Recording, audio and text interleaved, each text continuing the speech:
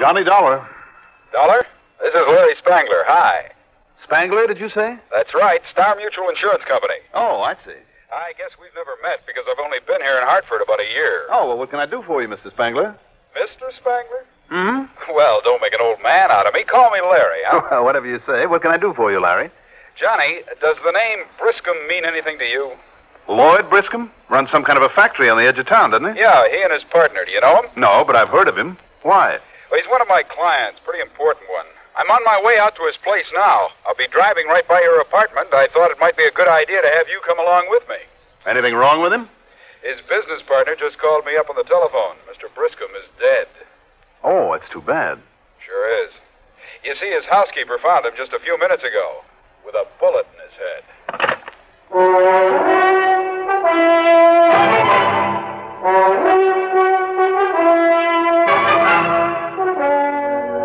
The CBS Radio Network brings you Mandel, Kramer, and the exciting adventures of the man with the action-packed expense account, America's fabulous freelance insurance investigator. Yours truly, Johnny Dollar.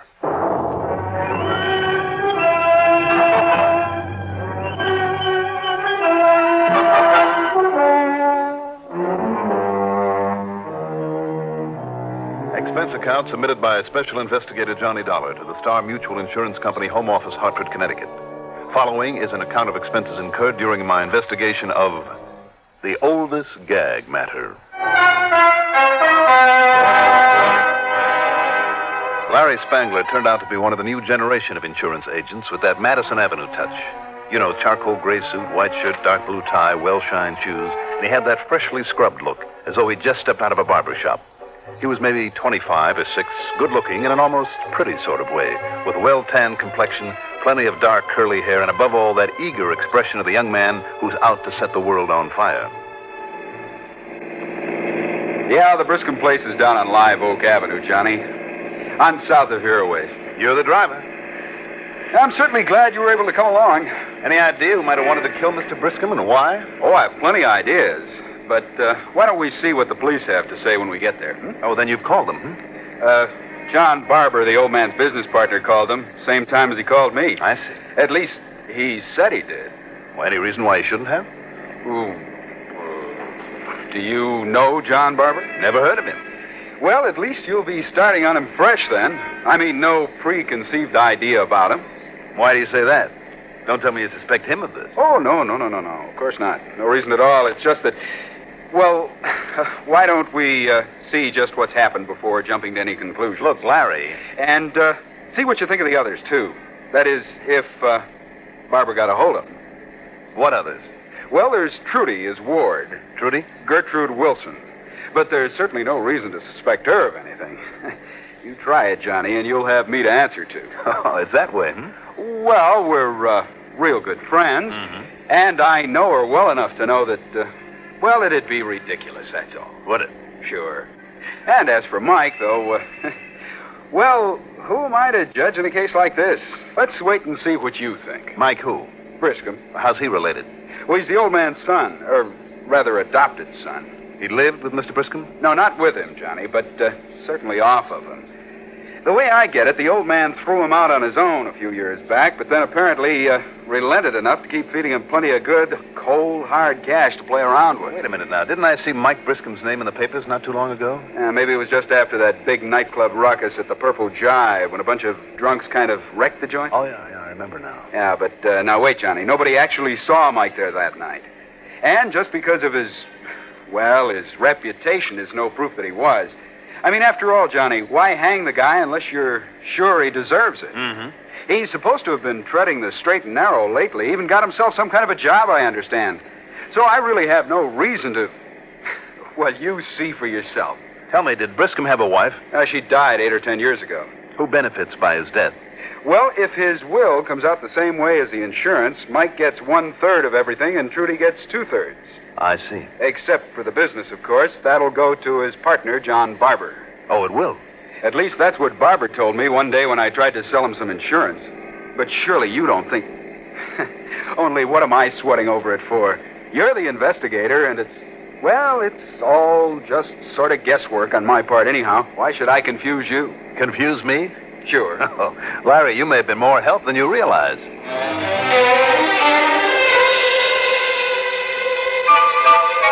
In charge at the Briscom place was Sergeant Danny Gilbert, not the homicide man I'd have picked for a case like this. He was always a bit too sure of his usually wrong spot judgment.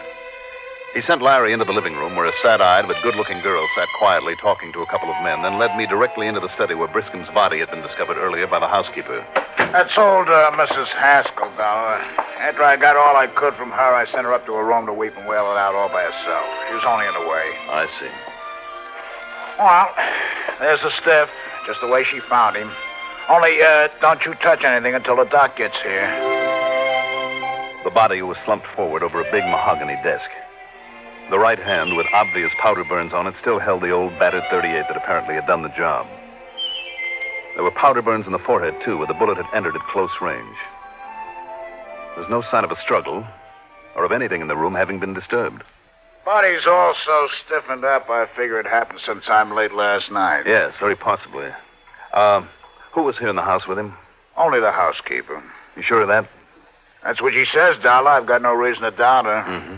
And she didn't hear the shot? Her room is away up on the third floor. Besides, she's kind of deaf. Well, from the looks of things around here, Sergeant... Sure, Dollar. It's obvious. Plain as the nose in your face. The old man committed suicide. Did he?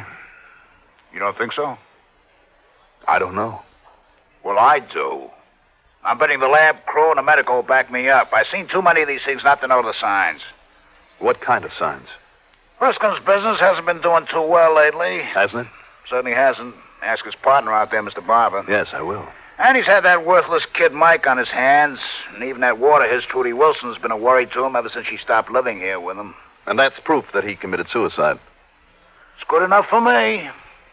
Well, Sergeant, don't bank on it.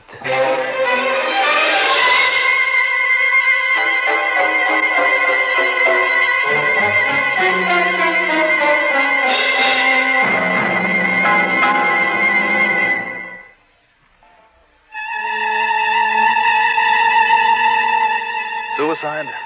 I doubted it, in spite of the fact that it was clearly indicated. But all I had to go on was what Larry Spangler had told me. And when Dr. Thaddeus Frambler and his lab crew got through, it looked as though I was wrong. They could find absolutely nothing to suggest anything but suicide. The only fingerprints on the beat-up old revolver, Briscom's gun that he'd had in his desk for years, the only prints on it were his own. The angle of the shot, its proximity as indicated by the powder burns, the burns on his hand, still holding the gun, all showed that it must have been his finger that pulled the trigger. But maybe with a little help from someone else. Dollar, that suspicious mind of yours. Sergeant, what about the fact that the gun was still in his hand? Doesn't mean a thing. Well, wouldn't he have dropped it to the desk or to the floor when he died? Not if the bullet hit some part of his brain that caused the final spasm, made him tighten up. Ask the doc here, Dollar. Go ahead, ask him, will you? All right, Sergeant. Doc, the law says you have to do an autopsy in a case like this. I'd like to know the results of it. It's all right by me, Doc. You can tell him anything he wants to know as far as I'm concerned. But it isn't going to make any difference. We'll see.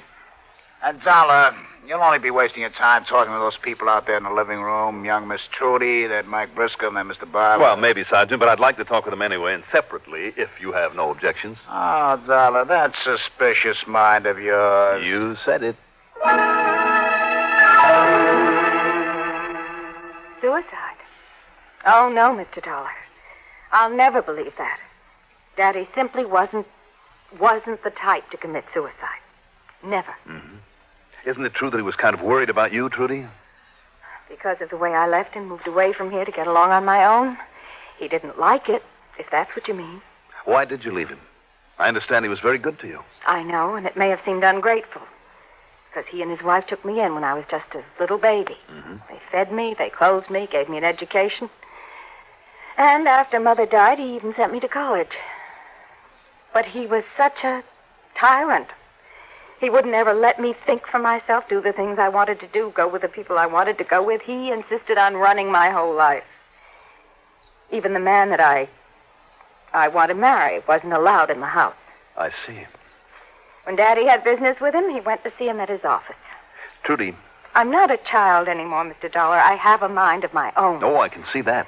I felt I had a right to use it to do the things I want to do. And I've done very well, thank you. Even he had to admit it and stop harping about the way I broke his heart by leaving him. You don't seem too upset over his death, Trudy. Well? No. No, I'm not. Because of the fortune that'll be coming your way now? Yes, partly. It'll make me free, independent. I can marry the only man I've ever wanted to marry, do exactly as I please, without this stubborn old man breathing down my neck all the time. Trudy, you realize, don't you, that if he didn't commit suicide... Of course he didn't. That a statement like that might point the finger of suspicion at you as a possible murderess? Would you rather that I'd lied to you, Mr. Dollar? Suicide? A strong-minded, stubborn old codger like Frank Briscom? Never, Mr. Dollar, never. You seem pretty sure of that, Mr. Barber. Well, I've reason to. If you'd been in business with him for nearly 10 years, as I have, you'd know it couldn't have been suicide, too. Even the worries about your business? He had no worries about it, not really, Mr. Dollar. Don't you know how much Frank was worth? Nearly $1 million. I mean, of his own. Sure, the business hasn't done very well lately, but that's because of him. What do you mean by that? That stubbornness of his over his out-of-date, old-fashioned methods, his refusal to let me put in new, efficient equipment, inaugurate new procedures that could have made a fortune, that could have put me on easy street, too. Believe me, things will be different now. Now that he's conveniently out of the way and you'll have the business alone? Yes. Yes, that's right, Mr. Dollar. In other words, then, Mr. Barber, if it wasn't suicide... And I'm certain it wasn't. You've shown a pretty good motive for killing him yourself, haven't you? Oh, no, just a... That's ridiculous, but I suppose I have now, haven't I? You certainly have. Would you rather that I tried to deceive you about my feelings in this whole matter? What do you want me to do, Dollar? Try and put on an act? Then you're not at all sorry, Mike. Why should I be? After all, he was no blood kin to me any more than he was to Trudy or her to me. So I understand. So I'm not one bit sorry the old man's gone. There's been a lot of times I wished I could have kind of helped him on his way. In spite of the fact that he was pretty good to you over the years? He's doing a lot better for me right now, Dollar, than he ever did before. You mean the money you'll inherit? Sure. A third of his money, 1/3 of all that nice insurance. All in one nice big hunk. No insurance if it was suicide, Mike. Oh, now, wait a minute, Dollar. Well? Did you know the old man? No, I didn't. Well, if you had, you'd know perfectly well he never knocked himself off. I don't care what that crazy cop says. You don't think so? I know he wouldn't. And another thing. Yeah? He took on a lot of religion the last couple of years, took it real serious. Oh? I guess that's why he kind of got charitable and started giving me some dough now and again. And to him, the worst sin he could do would be either to kill anybody or to take his own life. In fact, Dollar, he bored me with a lecture on, on that subject more than once. Mm-hmm. And if you'd known him, you'd know he was dead serious in that religion stuff. You said that you considered helping him on his way. Well, I said I kind of wished I could, is all. That's all I said. And, well, that, and then I'm glad he's gone, yeah. Any idea who might have done it, Mike? Besides you? Almost anybody might have done it. I mean, that would have got something out of it. Like who? Well, how about Barber? That gets the business now. What about Trudy? You really think so? I don't know. I can't see either of them actually doing it. You know, my only gripe, Dollar. What's that? Trudy gets 2/3. I only get 1/3. Now, maybe if I was smart and I wasn't so lazy, I'd make a big play for her. You know? After all, we're not real relatives, so I'd marry her and then, I'd have my hands on it all. But I guess I'd never get her away from that guy she's going with. Larry Spangler. I'll do all right anyway. My share of all that dough, even without the insurance, is good enough for me. And you know how much that's going to amount to, Dollar? Enough to kill him for, Mike? Sure. Absolutely. But I didn't do it. And Dollar, he didn't commit suicide. I'm beginning to think maybe you're right about that. About no suicide? Yes. But I didn't kill him. Somebody did.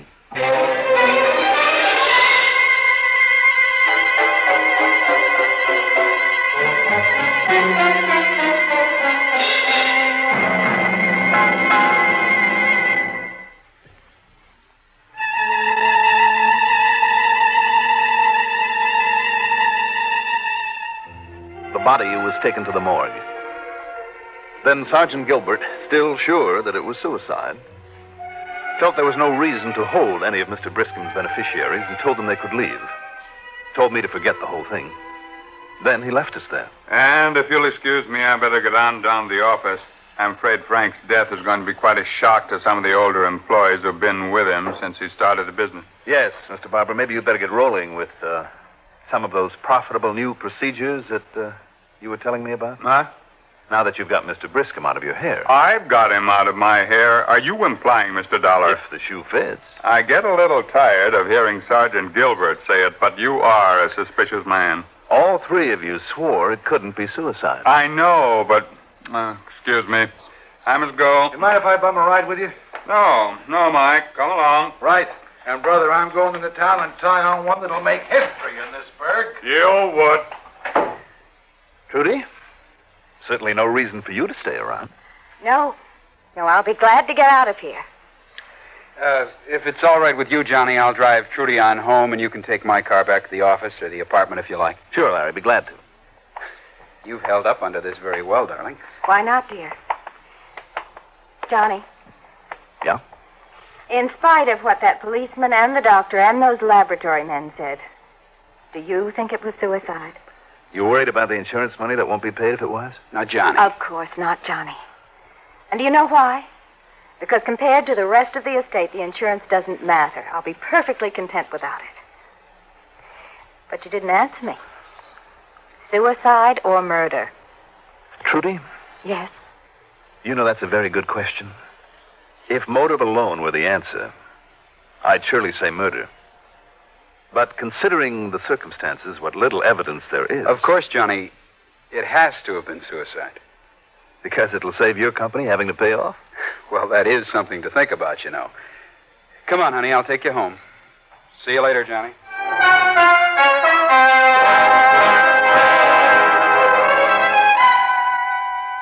When the lovebirds drove away in Trudy's car, I took off in Larry's. Then I suddenly began to think about the route to his office. Something that he'd said about it earlier. Instead of going there, I drove to the morgue where Dr. Fremler was finishing up his brief autopsy. No, Mr. Dollar, I'm afraid it was suicide, all right. Not even any bruises, anything like that, huh, Doctor? Well, a slight one, yes. Where? On the forehead, at just about the point where the bullet entered. All right, then. But that could easily have been caused when he fell forward on the desk. Maybe, but I'm betting it wasn't. I say that old man was struck on the forehead enough to knock him out. It wouldn't have taken much at his age. Oh, well, I know. Then he was shot in the same spot. So the bullet and the muzzle blast would cover up that bruise. Now, you've got to admit that's possible, Doctor. It's possible, of course, but the police found only his own prints on that gun, although it may have been wiped clean quite recently. Sure it was. Easiest thing in the world is to pick up a gun with somebody else's hand, somebody unconscious, and make it pull the trigger, and that's exactly what happened. But who, Mr. Dollar? On the way over here just now, I suddenly realized my apartment was nowhere near the route between his office and the Briscoe place, in spite of the fact that he'd said it was. That was just an excuse to pick me up so he could talk to me. What, sir? And that corny, real friendly bit right from the beginning. Call me Larry. Real palsy. Larry? Yes. And all that dope he gave me on the others. That would make any one of them suspect. Why? In case the job hadn't been done well enough, that it might look like the murder it really was? Of course. I'm afraid I don't understand. As for calling me in himself, that's the oldest gag in the world. As a cover-up to take away any possible suspicion from himself. And as for motive, he had all the motive in the world. Mr. Dollar... Look, Doc, if there's no real evidence to pin it on him... Wait a minute. Yes? Maybe if I tear into him, act convincing enough, I can make him think there is.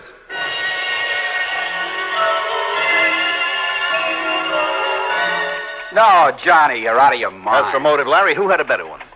The girl, that fortune, even without the insurance, would be enough to keep a bright-eyed young opportunist wealthy for the rest of his life. Now, listen. It's too bad, isn't it, that your lack of experience in crime tripped you up so easily? Oh, you don't know what you're talking about. Don't I? You're out of your mind. You're crazy. Oh, not I, Larry. You have no proof of anything like you're suggesting. Haven't I? No. Didn't you know that your latent prints would show up on that gun even after carefully wiping it? And That your prints would show up on the back of old man Briscoe's hand just as clearly as they did on the arm of the chair you sat in there in the living room? that a simple comparison down at police headquarters... My fingerprints on the back of his head? That's right. That's impossible. Is it? Yes, because of a pair of cotton gloves that I wore. Cotton gloves, Larry? Oh. Oh. Like I said, Larry, you're a complete inexperience. Johnny, no. Only the rankest amateur would have let himself be tripped up like that.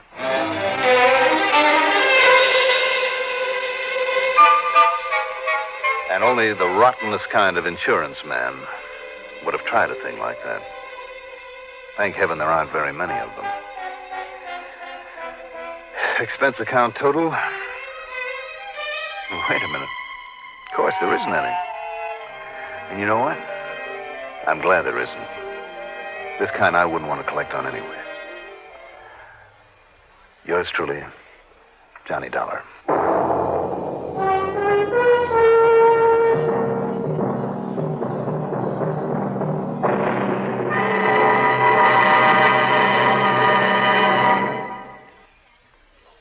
Now, here is our star to tell you about next week's story. Next week, do you remember who the Lorelei were? Look it up, Then join us, won't you? Yours truly, Johnny Dollar.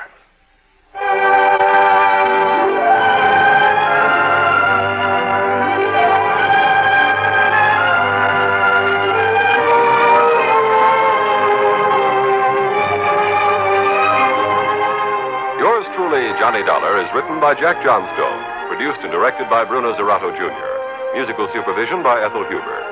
Johnny Dollar is played by Mandel Kramer.